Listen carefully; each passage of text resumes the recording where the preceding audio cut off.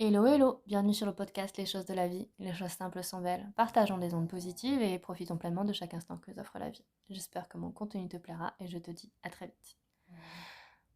Vous avez peut-être remarqué un pattern dans votre vie amoureuse. Des relations différentes mais une dynamique qui se répète. Des partenaires qui ont l'air différents mais qui au fond vous font vivre les mêmes choses. Aujourd'hui, on explique et on explore ce phénomène. Et surtout, on essaie de comprendre pourquoi on est si attiré par ce qui parfois ne nous fait pas du bien. Pourquoi on tombe toujours amoureux du même type de personne.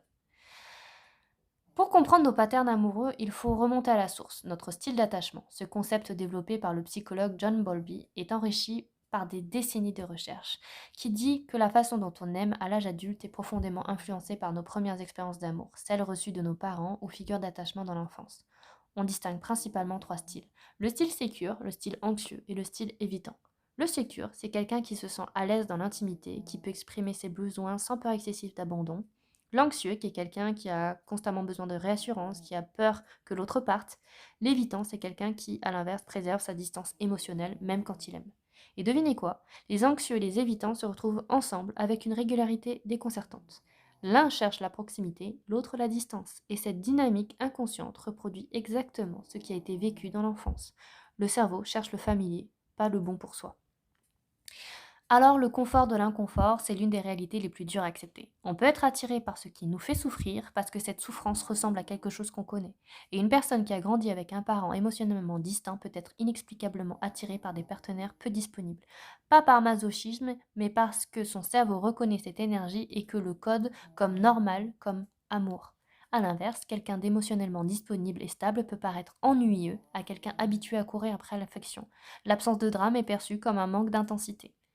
Et puis il y a les patterns qu'on ne voit pas aussi. Ce qui est frustrant avec ces patterns, c'est qu'on ne les voit pas de l'intérieur. On pense choisir librement. On pense que cette fois c'est différent. Mais même les mêmes dynamiques se réinstallent.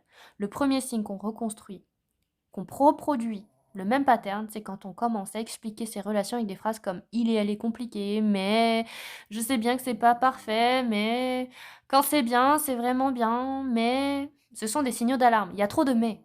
Alors comment s'en sortir? La prise de conscience, c'est la première étape. Écrire ses relations passées. Identifier les points communs, pas physiques mais émotionnels et comportementaux. Qu'est-ce que ces personnes avaient en commun dans leur façon de vous traiter, dans ce qu'elles vous faisaient ressentir.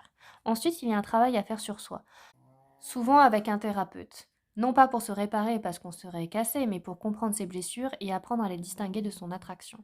Et enfin, oser expérimenter. Donner sa chance à quelqu'un qui ne correspond pas au type habituel, être ouvert à une attraction qui se construit plutôt qu'à un coup de foudre immédiat.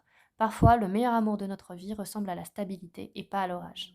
Alors on ne choisit pas nos patterns initiaux, mais on peut apprendre à les reconnaître et progressivement à en écrire des nouveaux. C'est un travail courageux et c'est l'un des plus beaux qu'on puisse faire sur soi. J'espère que cet épisode vous a plu. Je vous dis à très vite pour un nouvel épisode et en attendant, prenez bien soin de vous.